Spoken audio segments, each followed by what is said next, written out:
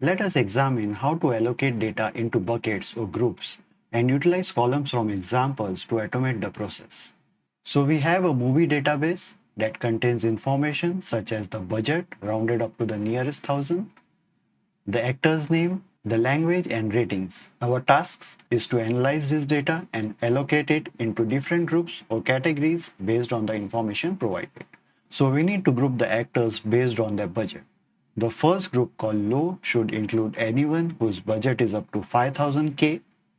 The second group called average should include those budgets between 5000K and 10,000K. The moderate group should be those budgets between 10,000K and 20,000K, while the high group should include everyone whose budget is above 20,000K. Our dataset contains 74 rows and we need to create a new column to assign individuals to the appropriate group based on their budget. So let us have Power Query handle this task. So click anywhere inside the table and navigate to Data tab, and from table range, select the table has headers and click OK.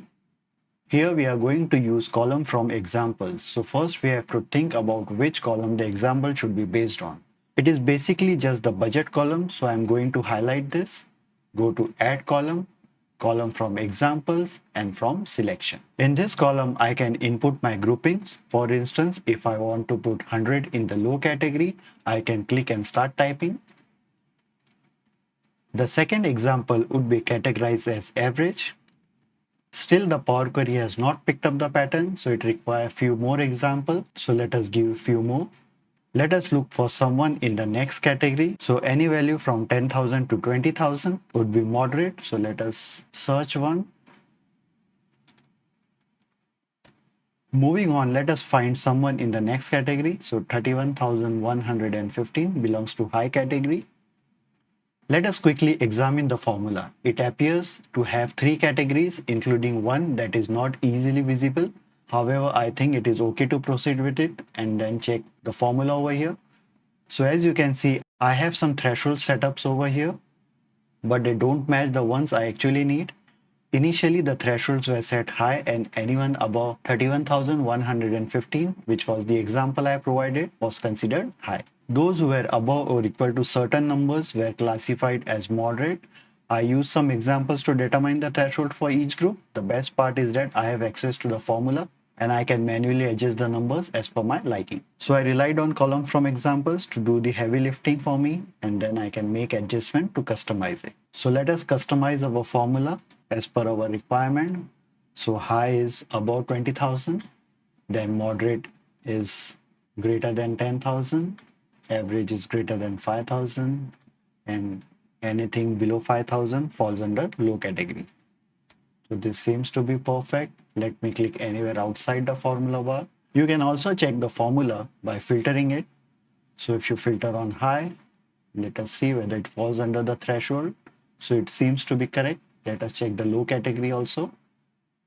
And everything seems to be okay. Let me remove the filtered rows tab. Also, we should verify the data type as well. So it seems to be text, which is fine. And we can proceed with loading into our sheet. So before doing so, let us assign a query name, bucket underscore CFE. CFE stands for column from examples. Also, I don't want any other column, so I'll select the group, right click and remove other columns. Let us go to Home tab, close and load to. Select existing worksheet. I want to paste my data over here and press OK. So let us test our data. So this is the low category. Average category falls between 5,000 to 10,000. So let us give 8,000 over here and refresh our data. So it has picked up correctly. Let us check for the moderate as well. So moderate falls under 10,000 to 20,000K. So let us give 15,000 over here.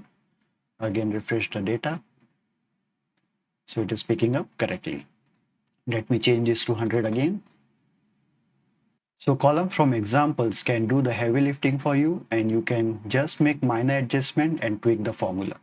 Another method you can use is to manually create conditional columns. So in the next video, we'll take a closer look at this. So I hope you have liked this video. Please subscribe to my channel and I will see you in the next video.